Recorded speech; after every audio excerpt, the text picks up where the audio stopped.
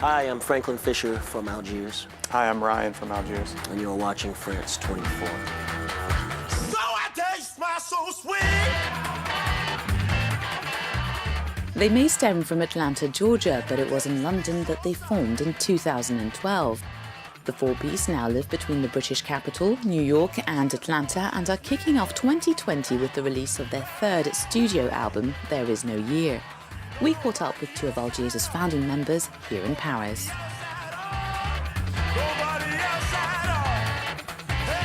You're inevitably described as a political band. A lot of the topics that you talk about are alienation linked to social inequality. There's also post-colonial and post-slavery issues that are brought up, and your music is a mixture of punk and gospel, just to summarize your style.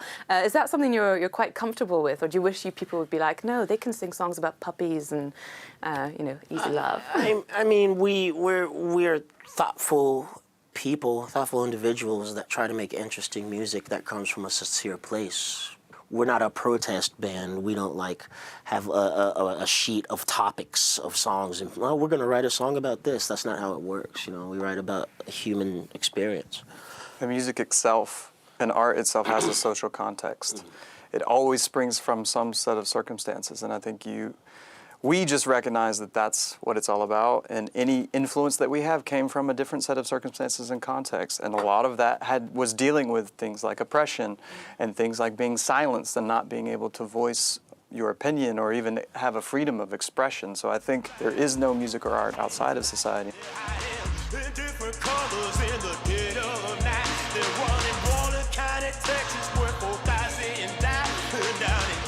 Mississippi, they don't have to hide. But in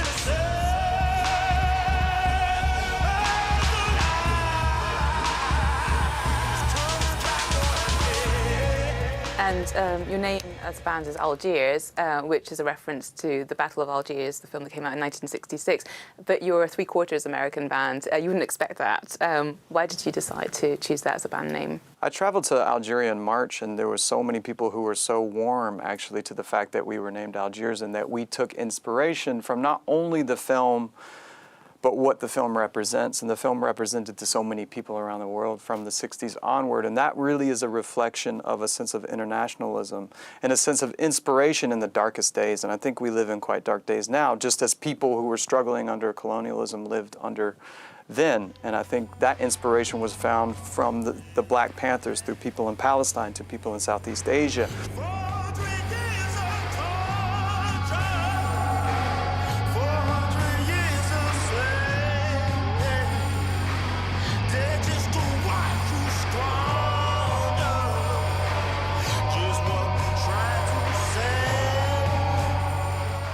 Your new album is called There Is No Year. Can you enlighten us on the title, please?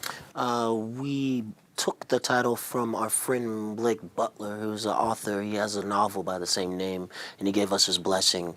The short of it is, about a year ago, I just started writing, and it just turned into this very long, sort of epic poem, and that was just sort of the basis for the lyrical content of the record.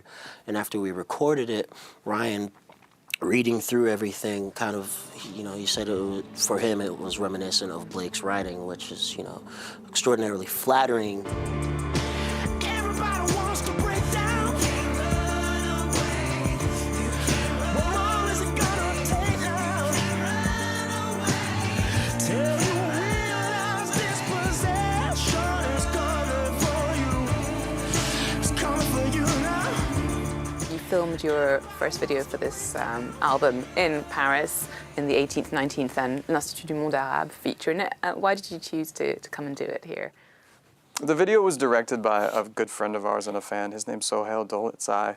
He's an academic in California, and he's always written about the connection that we've drawn between Algeria and the rest of the world, particularly about struggle and anti-colonial struggles and how that's related to the war on terror in modern times and how that relates to the silencing of people and trying to connect across national borders.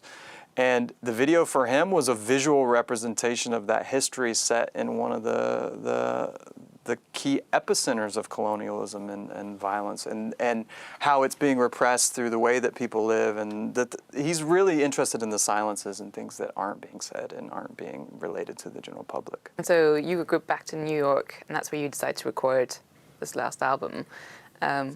What was that process like? The process was very different for all four of us. For me, it was the first time that we'd made a record when I was at home, which was very comfortable, you know. Our last two records, I had to travel over to England and stay there for long periods of time. My process changed significantly in that the only thing I really focused on was lyric writing. And I had a different experience. I've lived in London for 12 years, so I got to get thrown back into America, and that's the longest I've stayed there, for 12 years.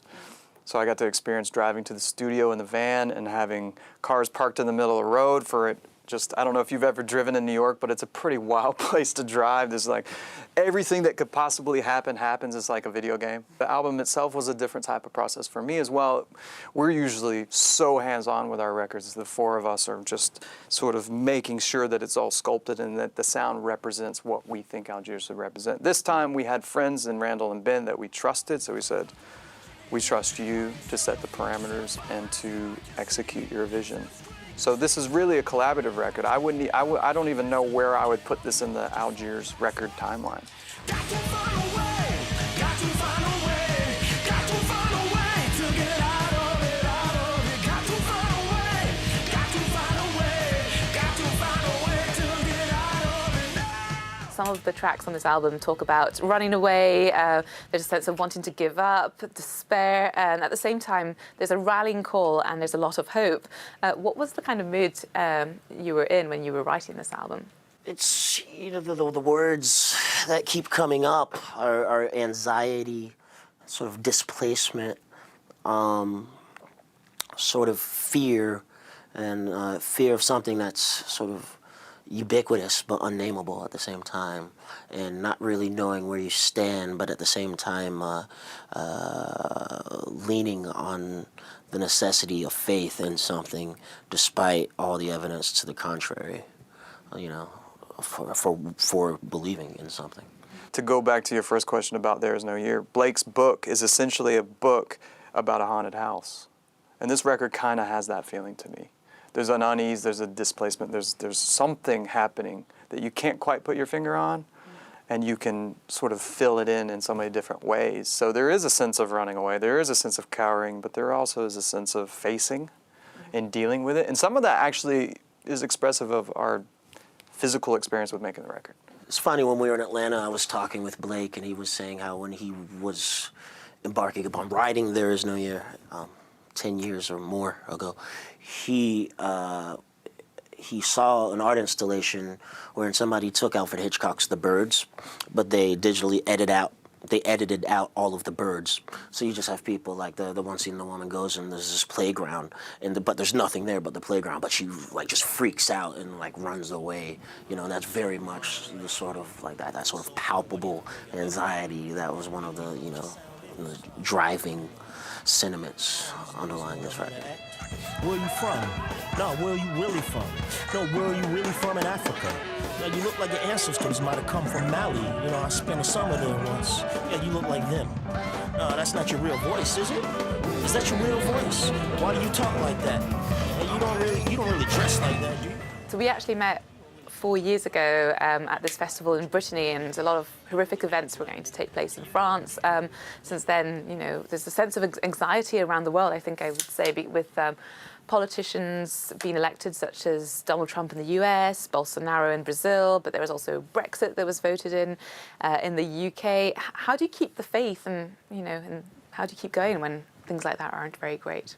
For me personally, what is necessary at this point is a belief in something beyond and outside of conventional and accepted realms of engaging with what we have understood to be politics, at least in the past 50 or 60 years. Everything has mutated into this grotesque comedy of errors, and like, it's just not sufficient anymore for me to rely on that same sort of vernacular to engage it. And what is necessary for me personally is to embrace something more existential and, you know, something almost more faith-based. And that's definitely in the record, but I'm not prescribing anything for anybody. That's just how I deal with things to keep my sanity. That permeates us generally. The idea of the horizon or beyond the horizon. There's no year. It feels quite cynical, but if you erase the idea of year, then it could also be a future-oriented thing. So what comes next? You know, what comes after 2020 is more important than, you know, certain very specific world events. Although we need to do everything in our power to remove Donald Trump from office and from America and from our memories and from our experiences. That's fundamental. But I think there's also a sense, and I agree completely, and I've always had a similar approach to politics, is just keeping some sense of future. Because if we don't have a future, if we don't have a sense of future, whatever that is, as ambiguous as it is, then we really don't have anything. You fought for centuries for change.